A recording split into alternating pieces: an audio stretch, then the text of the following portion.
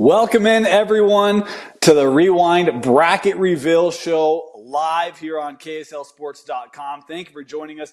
My name is Dane Stewart. Please be joined, as always, by Jeff Hansen. Jeff, exciting morning in the state of Utah. There's only one thing better than high school football, and it's playoff high school football. It's the beginning of the best month of the year, Dane. That's right. We want to remind you this bracket reveal is brought to you, presented by Heidemann & Associates, a full-service law firm. If you have any legal needs, the experts at Heidemann & Associates can take care of you. For a free consultation, give them a call at 801-472-7742 or visit them online at utah.law. We're going to go through all six brackets. We're going to start with 6A, and we're going to go down through 1A. We're going to show you how the brackets work out for the playoffs this season. Then we'll come back, we'll dive in, talk about analyses, matchups, maybe even get some picks for you. But without any further delay, let's start in our 6A football bracket. Playoff games, first round, starting on Friday, on October 25th, with proceeding through semifinals, championships at Rice Cycle Stadium. But let's start in the top left part of the bracket, the one seed part of the bracket, and we're going to show you who the top seed is. It is the Corner Canyon Chargers, your number one seed through the regular season. You see that Bingham-Weber matchup in an 8-9. Boy, that one's interesting. And Westlake and Copper Hills in the 16-17 first-round game, which would be on October 25th, the winner to take on Corner Canyon. Ooh, I like it. I like Corner Canyon. They've got some injuries this year, but that Corner Canyon team has found some juice offensively. That's a deserving one seed. Pretty impressive they were able to hold on to that. Let's go to the bottom left portion, our 4-seed bracket or region, if you will. And coming in at the 4-seed in the 6A state playoffs. Wait for it. Oh, look at Lehigh in at number 4. How about Farmington at number 5? That 5-12 matchup's interesting as AF getting the 12. They'll play Farmington in the second round. And then Layton in at number 13, Jeff. Yeah, look, Lehigh, they've scuffled a little bit in the last couple of weeks, but this Lehigh team is really good. I think those Pioneers got to be looking at that bracket and that draw and feeling pretty good about themselves. Yeah, that's an interesting spot for them to be. We're going to move over to the top right. We'll come back and talk about these matchups and potential downstream playoff seedings and potential games. But let's move to that 2-seed bracket, another one that has a first-round game on October 25th in that 15-18 matchup. But the 2-seed this year, the Skyridge Falcons, and playing the winner of that other playing game in Riverton and PG Boy Riverton. That's a tough first round. Well, tough team in a first-round game, and then obviously you see Davis Mountain Ridge in that 7-10. Hey, we love rematches in the playoffs. Davis and Mountain Ridge, that's a game that will be a lot of fun. Both teams know each other really well this year. Yeah. Our final quadrant to be revealed is the quadrant where the 3-seed lives. You see no first-round game, so all these games starting the week of November 1st. Lone Peak getting the 3rd seed. They'll take on the 14th-seeded Harriman Mustangs. And then you see Fremont coming in at number 6 to take on the 11th-seeded Syracuse Titans. I just said it. We love rematches. We love region rematches in the playoffs. Syracuse and Fremont, those two teams know each other so well. Man, I'm pumped. I am pumped for 6A. This is going to be a ton of fun. This is going to be a really fun bracket. We're going to come back. We'll talk about this one, some of the matchups. So we'll come back to 6A. But let's head over to 5A. Again, we're going to work through these very quickly. 5A structured a little bit differently in terms of they have more first-round games in the 5A bracket. Similarly, first-round games starting October 25th, and then plenty of seeds will have a bye second round, which will be November 1st. But to start, a lot more teams, a lot more seeds. 5A, we're going to start again in that top left in the 1-seed quadrant. And the top seed is the Roy Royals. How about Roy holding on to that number 1 overall seed? You see Granger and Box Elder with a first-round playoff game in that 16-17. Viewmont coming in as the 8th seed. Boy, that's all sorts of fun with East and Skyline, two familiar foes in that 9-24 matchup. Look, that East team, they've had some injuries throughout the year, but that's a battle-tested team. They're coming into their own a little bit as the season came to a close. Yeah. That's a tasty 9 seed to watch over the next couple of weeks. They really are. And they just played Skyline in the back half of the year. That East Viewmont game, if that's the one we got, would be quite interesting as well. Let's go down to our 4 seed quadrant. Who is the 4 seed in 5A? It is the Timpview Thunderbirds. Oh, my goodness. And look who's at number 5, the Orem Tigers. That Timpview win over Orem in Week 10. Obviously pivotal there. You see Highland Springville in that 13-20, the winner take on Timpview. And then in your 12-21, the West Panthers, a 12 seed to take on Taylorsville. Man, that Timpview Orem game, I mean, we'll talk about that, I'm sure, later. The health of Camden Lopati for West is going to be a huge storyline on this side of the bracket.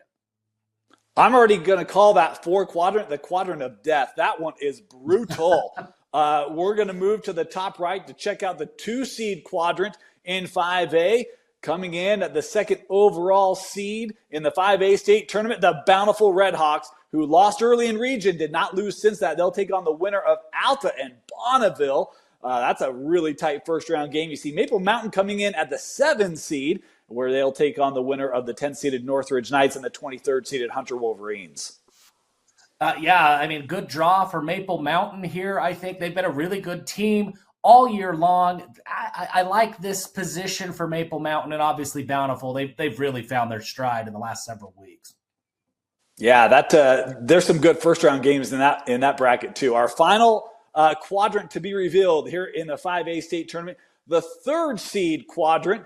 And coming in at number 3 is the Brighton Bengals. Impressive year for Coach Casey Satera and his group. And they'll take on the winner of West Jordan and Wasatch. Meanwhile, Olympus coming in at the 6th seed to take on the winner of Woods Cross and Cedar Valley. This one, Jeff, this is a feisty bracket.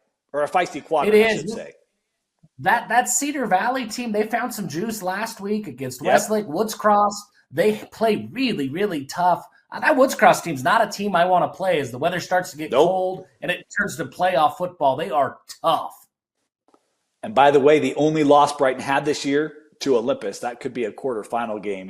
There's a lot of great matchups in 5A, and we will come back to this bracket. There's a whole bunch for us to talk through here, but we want to work through these quickly. So let's head now to the 4A bracket. And of course, 4A, good to see a little more teams in the 4A bracket. This bracket structured very similar to 5A.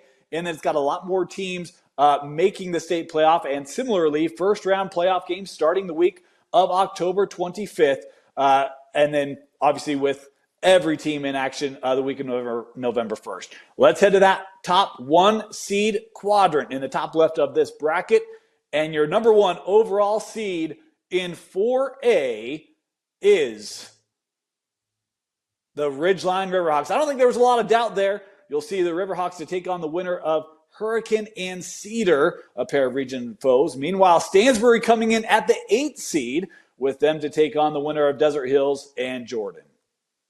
Yeah, looking ahead a little bit. I mean, there's some really good first-round games, but that Ridgeline-Stansbury potential matchup, another rematch from earlier in the year, that was a tough game early. Ridgeline's found their stride late, but that was a tough game early on. That was a tough game early on. It'd be interesting if we got it again. We head to the bottom left and the 4-seed quadrant in 4A. The 4th-seeded team being the Spanish Fork Dons. Jeff, you know they've been a sleeper of mine all year long to take on the winner of Salem Hills and Tooele. Meanwhile, Park City coming in at the 5 seed in 4A to take on the winner of the Timpanogos T-Wolves and the Bear River Bears. Spanish Fork has been a sleeper of yours all year long, Dane. Park City has been a sleeper for the whole state. Nobody's really talked about Park City. Bash Bodley and company, that's been a fantastic team all year long. There's some really intriguing matchups. Tooele has found some momentum of late as well. Yeah, some really intriguing matchups in that 4 quadrant. Let's move to the top right, the 2-seed quadrant in 4A. This is where I think the 2 seed might be kind of interesting as coming in. Provo, how about the Provo Bulldogs, your 2 seed in 4A to take on the winner of Pineview and Dixie in the region rivalry. Meanwhile, the Skyview Bobcats at the 7 seed to take on the winner of Mountain Crest and Westfield. You look at any of those teams, Mountain Crest, Skyview, Provo, even Dixie and Pineview had their moments this year. There could be a lot of chaos in this side of the bracket here in 4A. There's not too many scenarios that I'd be overly surprised at. I think anybody can hang with anybody in this side. That's going to be an interesting quadrant to see how it plays out. Our final quadrant to be revealed here in the 4A bracket is the 3-seed quadrant, and our 3rd-seeded team is probably going to be running. Yep, the Crimson Cliff Mustangs coming in at the 3 to take on the winner of Murray and Snow Canyon. Meanwhile, Green Canyon coming in at the 6 seed to take on the winner of the first-round matchup between Uinta and Mountain View. A couple of teams that had high expectations coming into the year, Crimson Cliffs and Green Canyon. They had some adversity throughout the year, but they found they figured out the combination for good football in the back half of the season. 2 really good teams. It could potentially set up a really good matchup. This is actually a really fun bracket. A lot of times you see first-round games, you're like, yeah, I don't know about those. There's a lot of really good first-round games in the 4A bracket. We're going to talk about those when we come back to do some analysis on 4A. But without any further ado, let's advance to the 3A bracket reveal. And this is where you get to the 1A, the 2A, the 3A, much fewer teams in these classifications. So we'll be able to work through these a little bit quicker as we'll start with 3A. You'll notice 11 teams making the postseason in 3A. And we will start here on the half of the 1 seed. We'll reveal half of this tournament half of this bracket at a time. And your top seeded team in 3A, the Morgan Trojans, not a lot of surprise there, to take on the winner of Canyon View and North Sanpete. Meanwhile, Manti Juab in the 4-5. And this, if I recall, Jeff, this game was just this last week, and Juab got the win. So, interesting games here in 3A.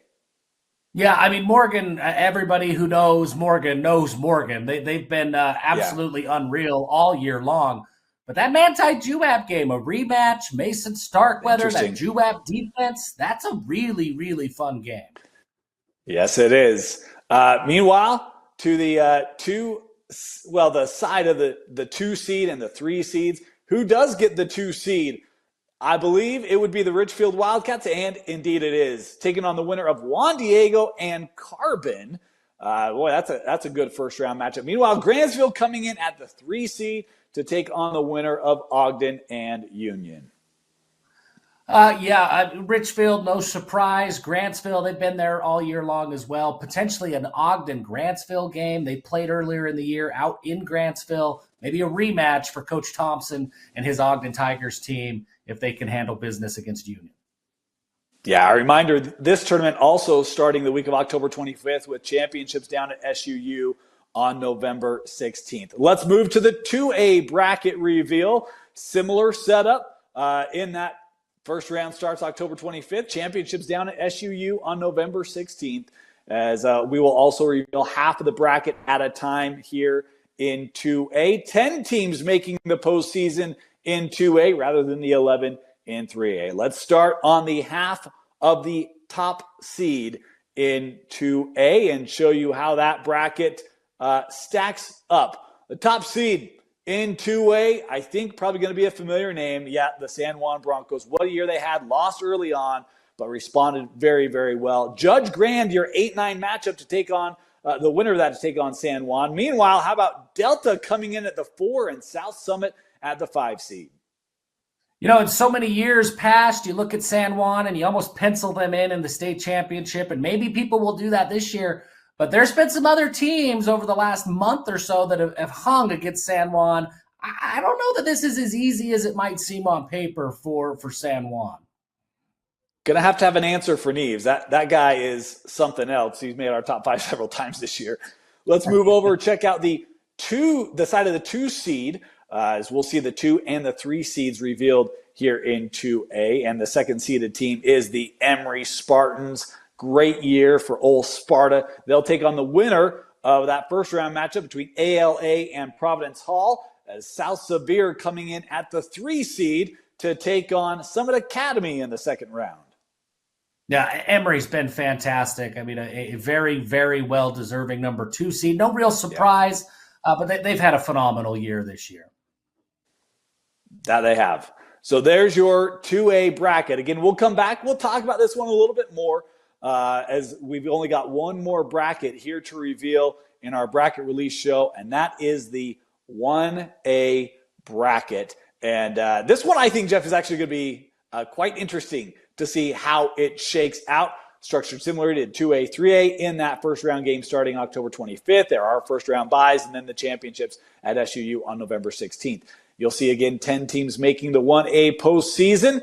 And in 1A, we'll start with the revealing the half of the 1 seed. Your top seed is the Beaver Beavers. Boy, big for Beaver to get that number 1 seed. They'll take on the winner of Parawant and Enterprise, that first round matchup. Meanwhile, the other game on this have Duchesne and Milford in that 5-4 battle. Yeah, I mean, what more can you say about Beaver? They've had a great year. Bo Wheatley and company, they've been fantastic. And there they are yet again at the top seed in 1A. Yeah, so we'll there's going to be a lot of talk about this one as we'll move over to the right side of that 2 seed bracket. And I'm guessing the 2 seed, they're probably not going to love that they're the 2 seed. Probably feel like they should have been the 1. Yeah, North Summit. What a year for North Summit. Again, that classic game over Beaver. We'll talk about that as we get back to it. The North Summit Braves, the 2 seed, will take on the winner of a first-round matchup between North Sevier and Gunnison. Meanwhile, in the 3-6 matchup, Kanab and Millard. Yeah, North Summit, they've beaten the number 1 seed, still get the number 2 seed here. Maybe a Buck Sargent, maybe that angers him, and I don't want to see an angry Buck Sargent on the field. No. I mean, he's already enormous. He looks like Hulk. Angry Hulk in the playoffs, that could be a lot of fun for all of us. Yeah, no one wants to see an angry Buck Sargent. That guy is an absolute beast. So there you go. We've been through all the brackets, have shown you where matchups fall. Now let's go back and let's talk about them, Jeff. Which bracket would you like to start in? We can start right here in 1A. I mean, I think we've got it up already. It's going to be really hard not to talk about a potential rematch of that instant classic game that we saw. What was it, Dane? Was it 4 or 5 overtimes? I can't. I mean, it was. Yeah. It was sudden death football, the way that apparently football was meant to be played. One of the most exciting games of the year. I'm excited. I know I'm getting ahead of myself, but if that game happens again, man, I'm excited for that game. It was a 5 overtime game. North Summit got the win. I think North Summit, I could understand them being a little confused. They're 10-0, and the only loss Beaver has is the one loss to North Summit. But this is where, math is going to math, right? And when you talk about opponents winning percentage, opponents winning percentage, they're saying, Beaver had the stronger strength of schedule, hence Beaver getting that top overall seed. It was a doozy of a matchup, Jeff. We said at the time, if this was the rematch for a 1A state championship, it'd be very fitting, and it is structured to where we could get that. But I will add, Beaver, they had a really tough contest against Milford. That could be the semifinal. Should Milford get past Duchesne, I think this tournament, look, these are your 2 favorites, Beaver and North Summit. I get it. There are some teams that could introduce a little bit of anarchy here in 1A. Yeah, for sure. And you called it out, that Milford team. There's an army of Barneses again. There could be some chaos.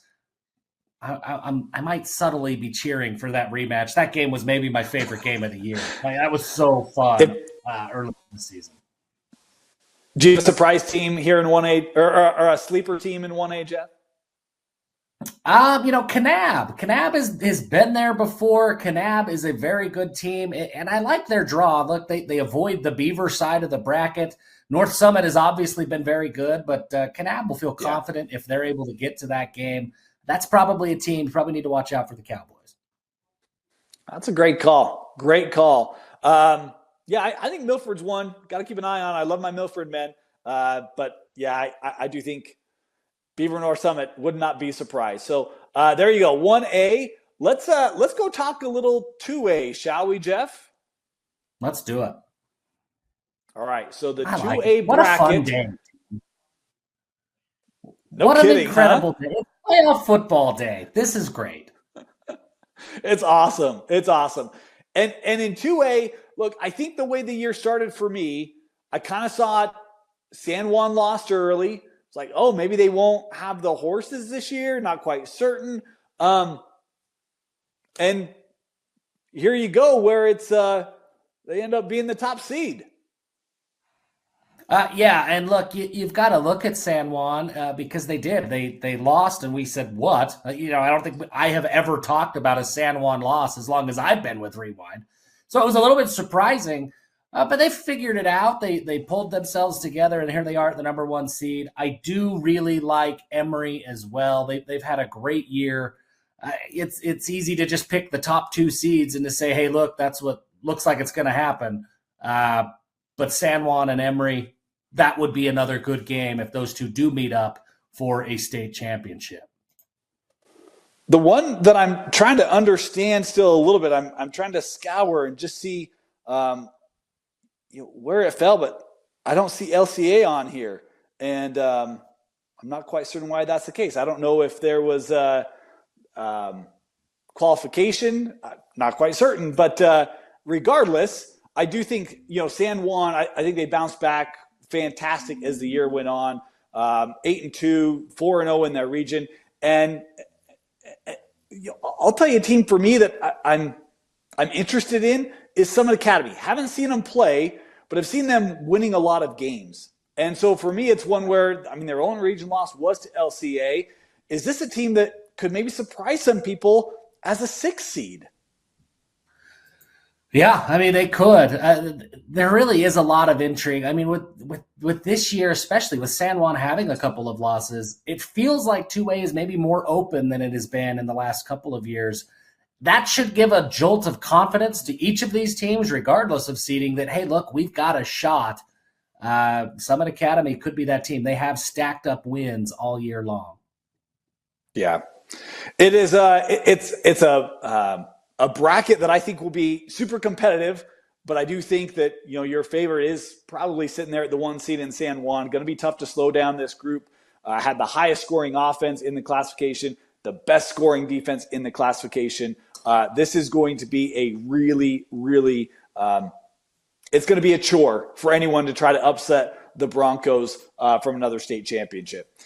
All right, yeah. Let's go and move on to our 3A football bracket. And this one, again, 11 teams that qualified for the postseason. And there was so much talk, Jeff, as the year went on. Who's the best team in 3A? We talked about Morgan. We talked about Richfield. We talked about Grantsville.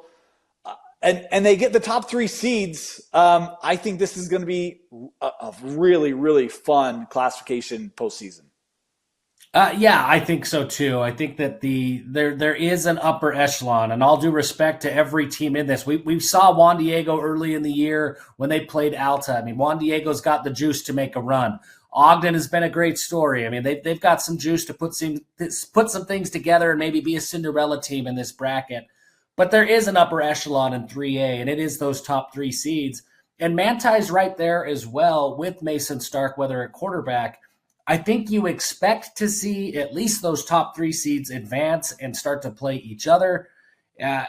We've been wanting to see that Morgan-Richfield matchup all year long. We anticipated, Dane, that was probably going to be 1 and 2 in some order, and it would be for a state championship.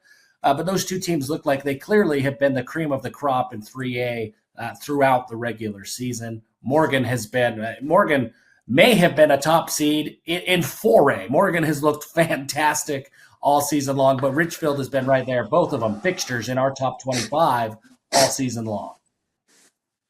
Jeff, I love quizzes. I should have been a teacher, but I married one. I love quizzes, right? Let me give you a quiz, okay? Great. Do you know how many points Morgan's played 10 games. Do you know how many points Morgan has given up on the season? Given up.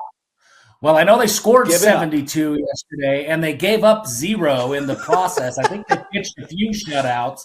I'm going to say 89 points on the year. Jeff, that would be incredible, and you're way off. They gave up 43 points on the season. And when you go look at it, They gave up 20 to Skyline out of Idaho and 13 to Crimson Cliffs. They gave up 33 points in 2 games. They only gave up 10 in the other 8 games. That's insane. That's insane. Unreal. This Morgan defense, and by the way, they're not, if you didn't catch that, they're not playing cupcakes. They limited Crimson to 13. They shut out Skyview. They limited Leighton Christian to 7. They allowed, I think, 3 points in region. It is unreal. Yeah, their scoring differential in 5 region games is 294. Like, this team is so, it's going to be tough. It is going to be tough for anyone. Again, like, they played Grantsville, who's the 3 seed. That ball game was over early. I think Grantsville is a team to keep an eye on. I think Ridgefield, I know I've been touting Ridgefield and saying I think they can give Morgan a game. I still believe they can. But that's going to have to be a slobber knocker of a game. I mean, that's got to be a 17-14 kind of game, I think, for Ridgefield to be able to get that win. They can do that. But Morgan has not encountered that at any point this season. They've been so dominant. What happens when they're in a close game? Because they haven't had one all year long. Their closest was 26-20 over Skyview out of Idaho, or out of Skyline out of Idaho. So what happens when they're in a close game? We'll see, but they are for sure the number 1 seed. Ridgefield, Grantsville, I think that has potential to be a great semi if they get there. I love that you call that Ogden. I think that's a team. They lost a little bit of momentum late. Still really talented. This is going to be a really, really fun bracket to follow in 3A. You love quizzes. I love Star Wars. So now let's play role reversal here. You sit down and let's watch some Star Wars. There was a Death Star. Darth Vader controlled it destroyed planets. Nobody could beat the Death Star. And then there was Luke Skywalker, Dane. And Luke Skywalker, he was the best overall Jedi. And he found a way to destroy the Death Star. Morgan is that Death Star, man. They've annihilated everybody that they've played this year. Richfield may have the best overall player in Gage Yardley. And if they can find some momentum with Yardley, he could do it as a receiver. He could do it as a running back. If they can get him going against that stout Morgan defense for a state championship, if it all plays out that way, it can be done. Richfield has some really, really special players, and Yardley has maybe been the most under-talked about player across the state. He's had a spectacular season and might be the best overall individual player in the entire 3A bracket. Now, so you're saying Gage Yardley is your Luke Skywalker? I think so. I think that's what I'm saying. He's Luke. Okay. We call him Luke now. He's got the Force. I don't know, Richfield, if you've got to show up to games with lightsabers and cloaks, I don't know, whatever you got to do to channel that energy. It worked for Luke. Yeah, it did. I'll throw one more thing out there, Jeff, just real quickly. Do you know who beat Morgan in the semifinals last year? Who was that? You know I don't know. Manti. We could get a rematch of that semifinal. Some motivation for Morgan and some belief for the Templars. Again, this 3A bracket going to be super, super fun. Cannot wait to see how this plays out. Let's move to 4A because there are some fascinating matchups in 4A, including early. I love some of the first round matchups that we saw in this 4A bracket. And I'll give you one to start. It's in the bottom left. Bear River, Timpanogos, sign me up. That one, Jeff, is going to be a party. Bear River, they nearly took down Skyview. They've had some really good moments this year, and they're going up against Andrew Hillstead, who just throws the ball all over the place. He looks fantastic. That Timpanogos offense is a ton of fun to watch. I'm with you. I think that game is going to be a lot of fun. I'm looking also at that Mountain Crest game, not Mountain Crest and Westfield. I think I think that the Mustangs are going to be the favorite in that game. But that Mountain Crest team, they play in the first round, and then they potentially have a rivalry game against Skyview. They could make some noise. That Mountain Crest team is very, very good, even for a 10 seed. They haven't won every game, and that's why they fall, but they're in every single game. And when you get into playoff football, anything can happen if you're in the game. And that was a 31-28 Skyview win in the regular season. Mountain Crest was right there, had opportunities, just couldn't make enough plays late to get that one Green Canyon, Crimson Cliffs. I think this would be a really fun game. Was that a state championship game last year, Jeff? Yeah, we could get a rematch in the quarterfinals there. Yeah, I mean that would be a lot of fun. That's two really well coached teams and two teams that I think did it differently this year than last year. Green Canyon came out of nowhere a year ago, and Crimson Cliffs, they were that Death Star that we talked about with Morgan. But this year, Crimson Cliffs, they've had to learn, they've had to galvanize themselves, find themselves in the locker room, figure out momentum. And Green Canyon's had to do a lot of the same stuff as well, that they've had some ups and downs as they dealt with expectations this season. So two teams that they're in familiar spots, but they took unfamiliar paths to get there. This is not the same Crimson Cliffs team as last year. And I don't mean that as a negative. I just mean they've had to find other ways to win. Is there a better running attack in 4A than what we've seen from Crimson Cliffs, McCord Christiansen and company? No, I don't think so, because McCord Christiansen, he's spectacular. I mean, he's one of the best players in the state of Utah. And when you couple that with the passing game that they have, it makes that running game even more dangerous, because you can't just stack the box and try to stop him. You've got to respect Malachi Alofopo. You've got to respect what they can do on offense. Andy Stokes has a great offensive scheme. They open things up, and that really opens up running lanes for McCord Christiansen, and he's been phenomenal all season long. We talked about the 2 seed, the Provo Bulldogs coming in at number 2. Obviously, look, Provo football, I said they were surprising me. Provo football hit us up with, kind of what the feel was in that region prior to the year. Appreciated the context. It's still a surprise to me, and I don't say that as a knock. I'm thrilled that Provo's the 2 seed. Can this team, Jeff, get to a semifinal, getting through the Skyview Bobcats, which we've seen they can score? I mean, they hit 60 against Orem to knock off the Tigers. How easy of a path, or what does the path look like for Provo to get to Rice Eccles this year? I think Provo can do it. The thing I like the most about this Provo team is they're good on both sides of the ball. They have had games where they've had to win in a shootout, and then they've had games that are kind of ugly games, low-scoring games, really defensive struggles. And Provo's proven that they can do both. And when they get good on both sides at the same time, Provo can hang with anybody in 4A. I mean, they've proven that this year. That Skyview team, they're kind of in the same boat, that when they get going on both sides of the ball, they can hang with anybody. You don't just beat Orem by accident if you're Skyview. You've got to be really good. I like that game as a potential quarterfinals matchup. I think Provo at home would certainly be considered the favorite. Provo plays with a chip on their shoulder as well. I mean, we saw that on social media. Just talking about Provo and Spanish Fork, they won. I think it was almost a compliment. It was like, hey, we didn't see them coming, and here they are. And they still found a way to make that a chip on their shoulder thing. Provo's got some juice. It kind of reminds me of, maybe Bountiful a year ago as they went to the state championship game. And there's a little similar of an attitude coming out of Provo, and I like to see it going into the playoffs. And I'll tell you this, and I'll guilty as charged. This might be the most overlooked team in the state right now. They've won 7 straight games. They're 7-2. They lost their first 2 games. They've won 7 straight. In that 7-game winning streak, they've scored at least 35 every game. And in the last 5, they've been over, I think it's 45.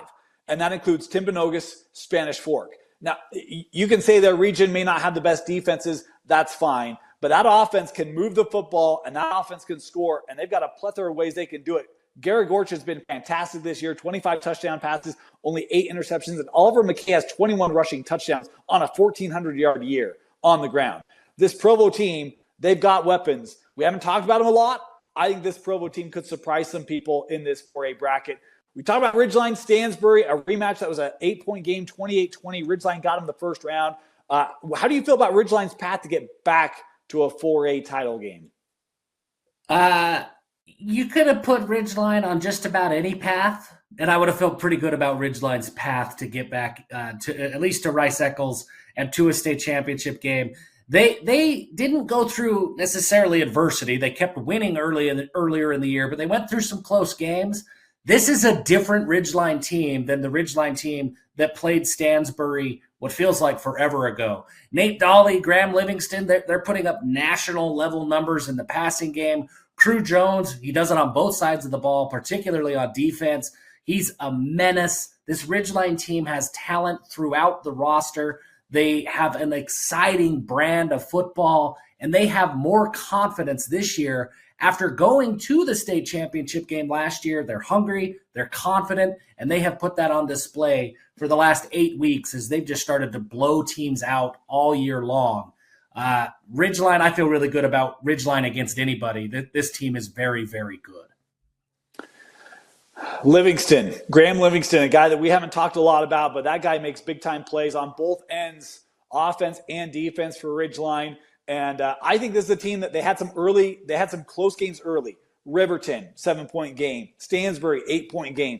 This is a different team in the back half of the year than it was the front half of the year. You don't want to play Ridgeline. People are going to have to, but you don't want to. And look, I'm actually excited to see those lime green helmets. If they get Rice Eccles, I hope they bring out those lime greens. I want to see them up close and personal because that one looks very, very interesting to me. Not interesting. It's a very different look than what you see from any other program. The brightness of it and the logo itself also looks really, really cool. I actually, I'm big on helmets, uniforms, etc. I really want to see that one up close because it's a unique look for the state. Yeah, and it looks good when they're hanging 50 points a game, for sure. That it does. Look at that little bird with the sweater. It's awesome. Like, I want to see that up close because it's hard to appreciate it on video. It's a cool logo. The only other one, Jeff, for me is thinking about that 4-5. We talked a little bit about Park City, talked a little bit about Spanish Fork. Does a Bear River or a Timpanogos, do they have a path to surprise and put on a run? Because while Park City's been good, Spanish Fork's been good, I don't see a team that's been dominant down there in that group. Spanish Fork has had some surprising losses. They've had some really impressive wins. They've got some great players. I feel kind of similar to Park City. Like, they ran the gamut. Their one loss on the year was Stansbury, a close one. They had opportunities in that one. Would this be maybe the quadrant that you could see a surprise run come? Or do you feel like, no, this is Park City, this is Spanish Fork. They're kind of at a level where you'd be surprised to see either of them not make it? I look at Timpanogos and their passing game is good. So what does it take to become a Cinderella? What do you got to have? You've got to be elite at something. Have something that no matter who you're going against is really, really hard to defend or hard to go up against, I should say. And Andrew Hillstead in that Timpanogos passing game, that is that. So if anybody can make some noise, I think it's that. If that passing game is clicking, it can click against anybody, and Hillstead has proven he can put up monster numbers all year long. But I look at this Park City team, and I look at them as a 5 seed. I think they've got a chip on their shoulder. We've talked about Provo being able to find that extra juice all year. I think that Park City's got some juice as well. Maybe they feel a little disrespected as a 5 seed because they've just done it all year long, and they've done it. They can't control who they play or how good their opponents are every single year. You can only play who you play, and they beat pretty well everybody that they've played. I think this Park City team is my favorite to come out of this side of the bracket because of that, and they seemingly do it every year. That they wind up right back at Rice Eccles Stadium where they expect to be, and the rest of the state is a little bit surprised that they're there. I love you talk about that. Jeff, I don't know if you know this about me. Again, I talk about uniforms, I talk about helmets. That is the best helmet in the state. It's Park City. I love the look of the Park City Miner helmet, the logo on the one side, the script on the other. Here's the thing about Park City. Second straight year with just one loss in the regular season. This year, that loss came in region against Stansbury. Remember, last year they played Springville the last week of the regular season. They lost. This year they beat Springville 17-14. They're coming in with a ton of confidence. And when you look at this season, their offense has been fantastic. They beat Timpanogos earlier this year, 48-33. I think this Park City group, to your point, has a chance to get right back to Park City. I think they're going to be really tough. Spanish Fork, I'm interested to see. We talk about McKay Smith. He doesn't turn the ball over very much, very disciplined with it. They got Caden Vest, who's one of the top rushers in the state. Aaron Dunn, in case you missed it, just switched his commitment. He's going to USC. Fight on, brother. They've got a lot of talent, Spanish Fork does. Can their defense get stops? That's the big question, but you're going to have to stop them. That's not an easy task. No, I think there's a lot of good football in this bracket. Spanish Fork, very good. Park City is very good. Timpanogos, they do some things exceptionally well. And Bear River has proven that they can hang as well with some teams. Yeah. They were right there with Skyview and some of these other teams. it is the chaos side of the bracket. I think you nailed that. It's going to be good. It's going to be good football. All right, let's move on to 5A. We still got 2 classifications to go. We're quickly running through time here. Our apologies. We got a lot to talk about in 5A. And I want to start in the quadrant of death because you look at Timpview coming in at a 4 seed, Orem the 5 seed. They would have to play each other. These are 2 teams. If they're in any other quadrant, you're probably penciling them into at least a semifinal, Jeff. Yeah, I mean, these 2 teams, look, this is call it the gap of the RPI, that when you play out-of-state games, funky things happen to your RPI, and that's what's happened here for Timpview and for Orem.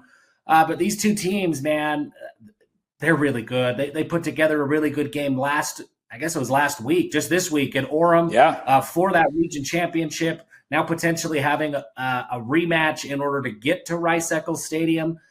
You love it. You love that as a high school football fan, you want to see the best teams play the best. That would be big stakes, just like a region championship, and 2 of the best teams in any classification.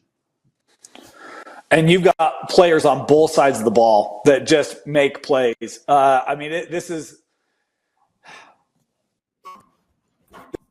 is going to be a really, really tough matchup. But the reality, they both have to get there because when you look at the teams that are coming in, my goodness, like it is Springville taking on Timpview. I know that wasn't close, but I was super impressed with Springville against Orem. West, again, you talk about Lopati, that injury situation. They can move the football. They struggled against Brighton, but that Brighton D is the best in the classification. If you had to pick a team coming out of this 4 quadrant, Jeff, who would you pick? Well, I think I picked Timpview. I think anybody probably would. I mean, just looking at this, they are the most talented team. But there's a big question mark with Timpview too. Rasmussen got hurt against Orem at quarterback. It was not Rasmussen who finished that game, and I don't think it's going to be Rasmussen at least for the next couple of weeks. So that's something to keep in mind. I know that they feel confident about their quarterback situation, but that's something to watch. All those playmakers on defense, you got to have a quarterback in order for Timpview to go where Timpview wants to go. And to that point, that's a great point, Jeff. Timpview's got a first-round bye in the playoffs, so they've got a week for him to heal up a little bit. Would they need him against Springville? I don't know. They'd certainly want him, I would think, against Orem for that football game. They've got 3 weeks to get him there. We'll see if they can. Let's move over to the bottom right part of this bracket, Brighton and Olympus. The Woods Cross one is fascinating to me because this is a team that has a lot of momentum coming in. They've been playing really good football. Nice win over Northridge, over Boxer. They're coming off a tough loss against Bountiful.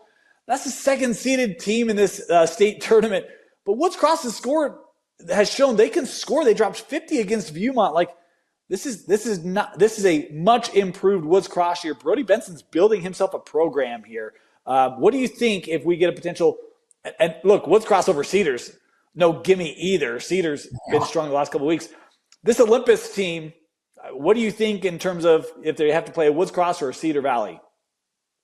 Look, to beat Cedar Valley, Woods Cross might be my Cinderella team of this bracket because they're going to look at this bracket right now and say, hey, they might feel that they should have beat Roy. That was a really close game for most of that game. They're going to feel, hey, the number 2 seed in Bountiful, we were right there with Bountiful too. They know what they did against Viewmont, who's an 8 seed. So they're looking at all these first-round bye teams and saying, guys, we can do this. And you look at that matchup. Look, the Brighton defense is unreal. The Olympus defense is really, really good as well. But maybe offensively, Woods Cross is looking at it and saying, hey, we don't have to score 40 points to come out of this side of the bracket. We've got to score 25 and play really good defense. And they probably will be in any game that they play in their path to Rice-Eccles. I'm with you. I think Woods Cross is a dangerous team, but that Olympus defense is very good. That Brighton defense is very good. This is going to be the defensive quadrant. There's no question. Yes. Yeah, this is a quadrant where if you get to 20, you probably win. Look, to a tie, I think is how you say it. The back for Woods Cross, great year, 17 rushing touchdowns, 6 yards a carry. I think all these games are going to be run the football, play defense. It's what Olympus did against Brighton. It's what Brighton did against West. It's what Woods Cross, like, run the ball and play defense, and the team who does it best probably going to come out of that lower section. Bountiful, the 2 seed. Jeff, surprised by that?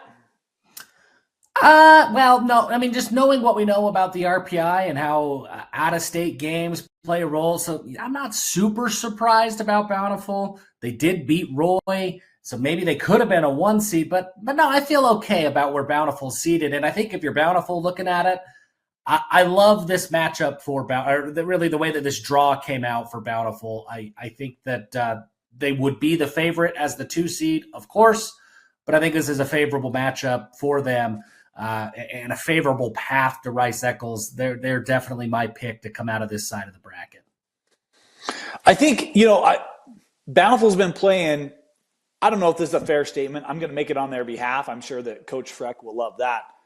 They've been playing playoff football for, 6-7 weeks. They lose their first region game against Viewmont. And we know, in talking to him in past years, it's about region championships. That's where they set the mark. Because if they do that, they know they'll be well-positioned to make runs in the state playoffs. You lose the first game, they've had playoff football mindset for 6 weeks trying to win that region. They did it. Can you maintain that? You get a week break with a first-round bye. Can you keep that focus, that intensity to make it to a semifinal or a championship game as a 2 seed? Or is that going to be hard to keep in that locker room, Jeff? I mean, I think it's always going to be difficult. That's always the challenge. And certainly there's going to be teams that are going to feel confident. If they match up against Alta, Alta's got the juice that, hey, if Bountiful's not right, Alta could upset Bountiful. Maple Mountains, no gimme in that path either. But I think, you look at what Emerson Geilman did for that Bountiful team a year ago in going to the state championship game, maybe when nobody saw him coming. He got to watch Falatau Satuala be the senior leader in that room, be the guy that everybody looked up to. And he was right there, too, as the quarterback. And now he's that guy. He's the leader. Siaki Fekitoa, nobody's surprised by him anymore. They were there. They did it. And I think that they're going to know what to draw on to maintain the intensity that they need to have throughout the playoffs. This is a scary team in 5A because Fekitoa still hit 1,000 yards rushing this year despite missing games. And by the way, the closest game they've had all year was that game against Roy, who's the number 1 seed. So, and they beat him. This is going to be a very interesting team to keep an eye on. I think it's a team to watch. And that semifinal, be it Bountiful, Brighton, Olympus, could be fantastic. We skipped over Maple Mountain. Shame on us. Golden Eagles going to be one that I think they could surprise some people too. We'll see if they can bounce back. Had a couple of tricky losses in region play. See if they can get that taste out of their mouth. It would not surprise me to see them put on a run on either. But let's head quickly to that 1 seed quadrant because Roy, your top seed, Viewmont in at the 8. Good for Coach Jones. First round bye for the Vikings as he continues to build that program. But boy, it's not going to be easy for them in that second round. No, look, assuming let's make some assumptions that East wins that game against Skyline. Good for Skyline for being there. But if East wins, East is going to say, hey, they're really good. They were a quarterback away from being one of the top contenders. There was an injury at the quarterback spot, but East is still really good everywhere else. And in the playoffs, if you can shut down an offense, if East could make it difficult for Titan Longson and for Kingston Mickens and company, then East is going to be right there if they could keep that one low scoring. I do think that's a really dangerous matchup for sure. And I love what Drew Jones has done. I love that Viewmont team. When they're going right, they're good. They can beat just about anybody. They've got to find that consistency and do that week over week. They'll have a couple of weeks to prepare, which is big because, if Viewmont is going right, they're very tough to beat. When it's going right, they are very tough to beat. Two very contrasting styles. You saw some of that East offense. But look, this Viewmont defense, they've been great all year. You talk about Longston. He's broken school records for the offense this year. I think this would be a very interesting game. I'll throw this tidbit in there. The East Leopards were the team that scored the most points in region play against that Brighton D. It's going to be a tough one to deal with. But you talk about athletes. Viewmont's got a lot of them. And that East defense and special teams, you see the kickoff return right here. Mickens and company, that East D, should they get the win over Skyline, they're going to have to be ready to go against a loaded bunch for the Viewmont Vikings.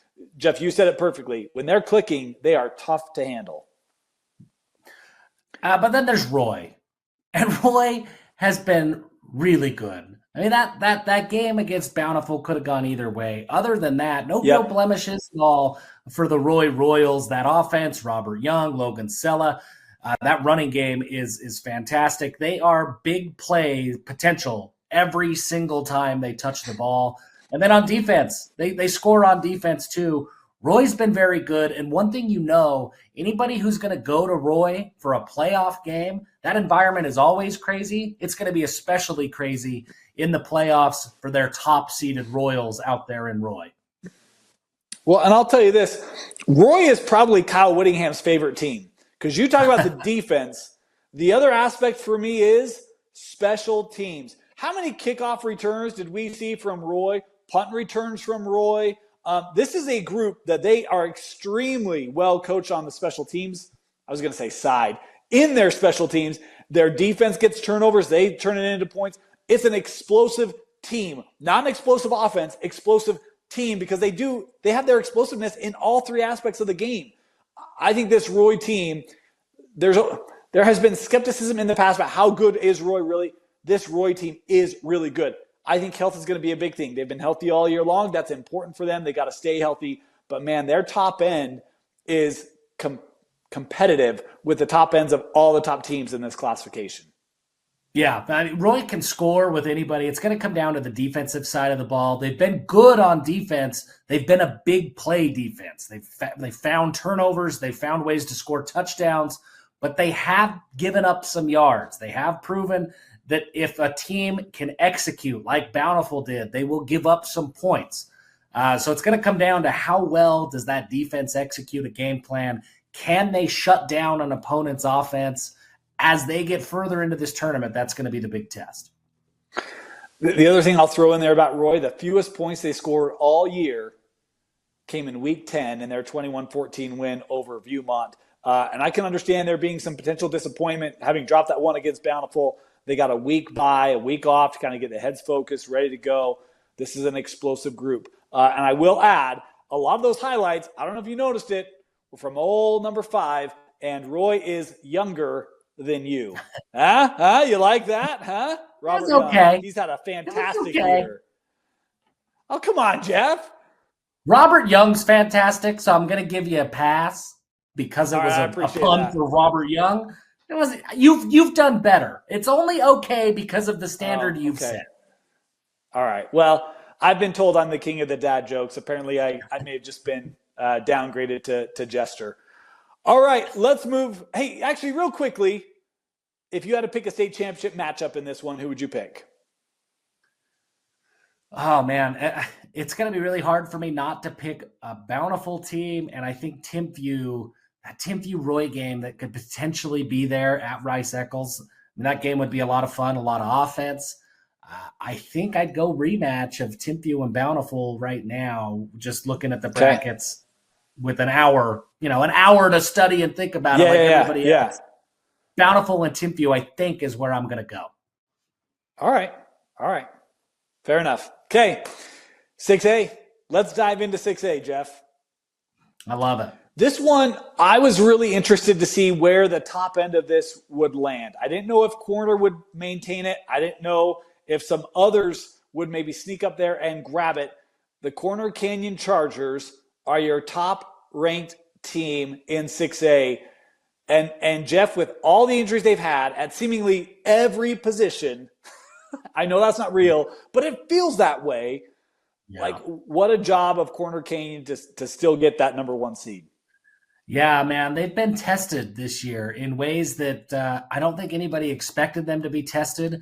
And yet here they are. They just keep stacking up wins, and they are right where Corner expects them to be. It's a different formula for them to win a state championship. For them to repeat, it's going to be different than it was last year with Isaac Wilson. It's going to be different than they thought it would be with Jerome Miles and Helaman Kasuga at the beginning of this year.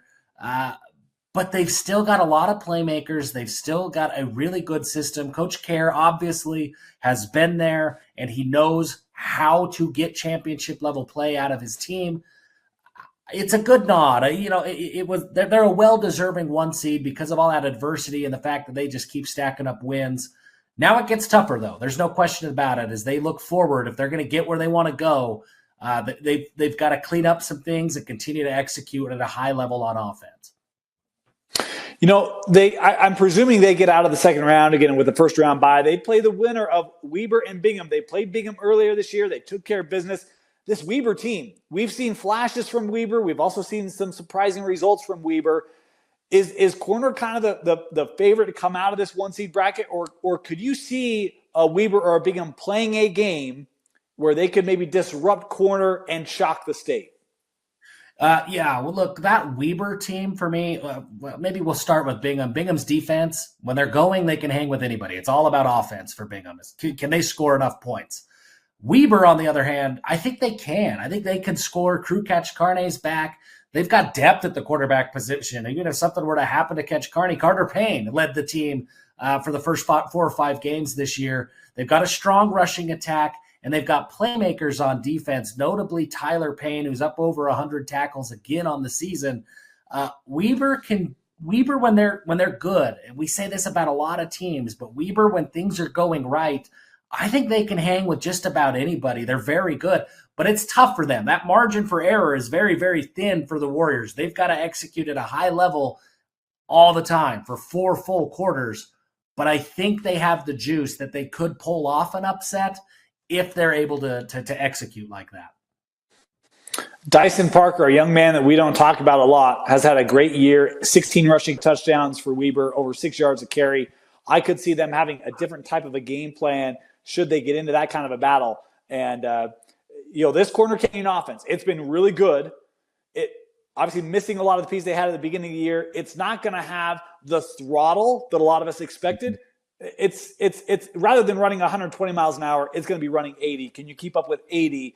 We'll see, right? That'll be the big question. Can you maintain pace? Because it's still going to be one of the top scoring offenses in the classification. Let's move down to that 4 seed quadrant. Lehigh dropping to a 4. They were the last undefeated team in 6A. They dropped a couple in region play. What do you think of the Pioneers here, Jeff? If I'm a Lehigh fan, I love this draw. I think that they match up well with each of the teams that are in this quadrant with them.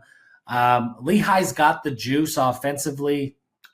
Mays Madsen, Jet New, Brighton New. They've got Devon Eka in that running game. They've got weapons offensively. They have really, really good players on defense. PJ Taki notably. I mean, they've got studs on both sides of the ball. Lehigh expects to be at Rice Eccles. They expect to compete for championships. Ed Larson's final year, that's what Lehigh is going to do. And if I look at the rest of this bracket, I think they match up well. If they potentially they match up well against Layton. If they potentially get a game against Farmington, the way that Farmington has had to win games, it's been defense, running the ball, keep it low scoring. I think Lehigh matches up really well against that. I think they have maybe the most favorable path. Not that they're not playing good teams. Farmington's very good. Yeah. Layton had a really strong start. They just match up well with what those other teams do. Lehigh's strength matches up well with these other 3 teams. I like the Pioneers to come out of this side. Lehigh's 2 losses this year are by a combined 7 points to Skyridge and Lone Peak, the 2 and 3 seeds in 6A. They are really, really talented. Meanwhile, Farmington, it's a team that we have not talked about because they've kind of had it dug out of the cellar, had a rough start to the year. They were in every game. They just couldn't get over the hump in those games. So fell down early in terms of the record, had to dig out of it. They did. Co-region champs in Region 1. Can't speak to how impressive that is. But we get a rematch. Remember, they played AF early on. At least I think they did. Or am I thinking Orem? Did they play AF early? I thought they played AF early. Let me just double check that. This is great coverage, by the way. I mean, you only get this here. They did not. It was Orem. They played Orem early in the year. So my bad. They did not play AF early. But would you put Farmington? Is this an upset alert? Because we've seen AF. They went toe-to-toe with Orem. They went toe-to-toe with Skyridge. This AF team, they can score in bunches. What are your thoughts on Farmington here as the 5 seed? It's strength versus strength, right, for Farmington and American Fork. That American Fork offense is very, very good. They've scored against everybody they've played. And that Farmington defense has kind of slowed down just about everybody that they've played. That defense is very good. So which strength ultimately holds out? I do think that Farmington, they've found some momentum offensively, particularly with Tyler Hoops in that running game. I think that the Phoenix can rely on that if things get ugly, if things get, if they get behind or something like that. They have that go-to guy that they can count on to make a play. That American Fork defense has been porous all year. I mean, they've given up a lot of points. Farmington hasn't put up a ton of points, but I think with Hoops, I like Farmington, but I don't think American Fork is going to be intimidated going into that game. Okay, let's move to the 3 seed quadrant. And this was one for me. I was surprised to see Fremont come in at 6. Jeff, what were your thoughts on that? I was too. I mean, I guess I get it, but I was a little bit surprised by it. Syracuse and Fremont know each other well. I mean, they know each other really, really well up there in Region 1. These coaches know each other. These are teams that are going to be familiar with how each other plays, and it's going to come down to who plays their style. I mean, what team flexes their muscle and forces the other to play their brand of football. Both of them play really, they depend on defense. Coach Tulane at Syracuse, he's a defensive guy. He wants the Titans to play defense. That Fremont team has been very good defensively with Celestimo in the secondary, making plays at all levels of the defense. It's going to be, I think, a low-scoring game, but it's a game that I'm not going to want to miss because I think that will come down to the wire. I don't want to disregard Harriman in this. I think Harriman's got a tough task taking on Lone Peak. I would probably give the Knights the edge there.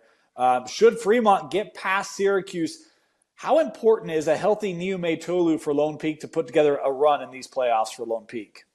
I think he's critical. He's got to find a way to get back on the field. Lone Peak really needs him healthy because they don't have a traditional backup quarterback. They're back Christensen, I believe, who stepped in for Lone Peak last week. He hadn't taken a snap at quarterback. He'd been playing wide receiver all year. He posted on X that he hadn't taken a snap till he stepped in. Yeah. And so I think that Lone Peak, they really need Kepa Niume-Tolo to be healthy. And if he is, then that Lone Peak team is dangerous. They can beat anybody in this bracket. But you know what Lone Peak has? They have this. By the way, these highlights, they're on defense. That defense flies around. They got one of the best secondaries in the state. They've got a front seven that can still be disruptive. And to me, it's like if they can run the football, I think they need Kepa for them to get where they need to go. Do they need him early on? I don't know. I don't know. I don't have to make that decision. I don't know what his health status is. I'm not going to speculate. But their defense is good enough that they can get a couple of wins in these playoffs with their defense playing the way it's been playing and establishing the run game. And I actually thought that Chris Hansen didn't play bad in his only game at quarterback, right? Like I actually thought he played okay. Would take Kepa, want everyone in the position they're the most comfortable with. But if you can get that kind of play from your backup and you get defensive play like they've gotten all year long, this is going to be a really tough team to upend prior to Rice Eccles. Yeah, it will be. And Bot Mulitalo, he hasn't played for the last few weeks. I think he will be healthy. It's a story of health for Lone Peak. They've got quarterback injury concerns. Bot Mulitalo is hoping to come back. If he's on the field, he's maybe the most influential, most impactful player at any position, at any classification. I mean, he, from that defensive end spot, can totally disrupt game plans. I'm probably going to upset people with this comment, but you know who feels really bad for Lone Peak? Nobody. Corner Canyon. Because, again, you talk about the health. I mean, to your point, right, no one's going to say, oh, well, they've had injuries, poor them. Corners had more than anyone, and they've still found a way to win games. And yet the Lone Peak win over Corner. We could very well get a rematch of those two. But there's a bunch of other teams standing in the way, including the second-seeded Skyridge Falcons. Jeff, I feel like Skyridge, I haven't known what to make of them all year long. I think Sweetwine's getting more comfortable. I love Selu and that running game. And that defense, they continue to be really, really stout for the Falcons. They do. Skyridge, they play so well up front on both sides of the ball. Toilolo on that defensive line, really everybody along that offensive line. Afalava's there, Ben Howard is there, Matali Benjamin is there. I mean, they've got studs on both sides in the trenches, and that gives Skyridge a really strong base. And they've been able to weather the storm. As Sweetwine, in his first year as a starter, he's had to get comfortable. He's had some ups and downs. That running game, Selu's been phenomenal. It hasn't been phenomenal for 10 weeks, right? I mean, they had to figure it out. And as they've been able to rely on that strong base of the play in the trenches, Skyridge just continues to get better and better and better. They are a team that I think has found their stride, found their momentum, and is playing their best football at the right time.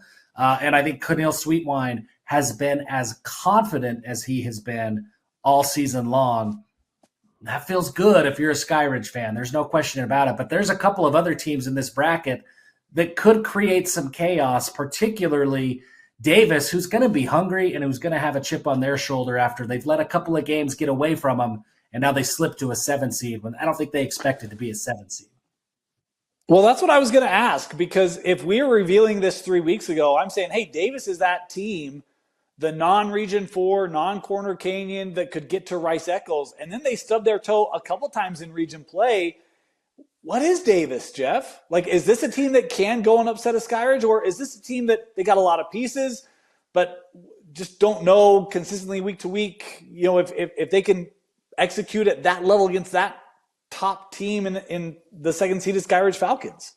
Yeah, I mean, I'm a Region 1 guy, and the story for Region 1 forever, dating back to 1,000 years ago when I was in high school, can you compete up front? That's always going to be the challenge.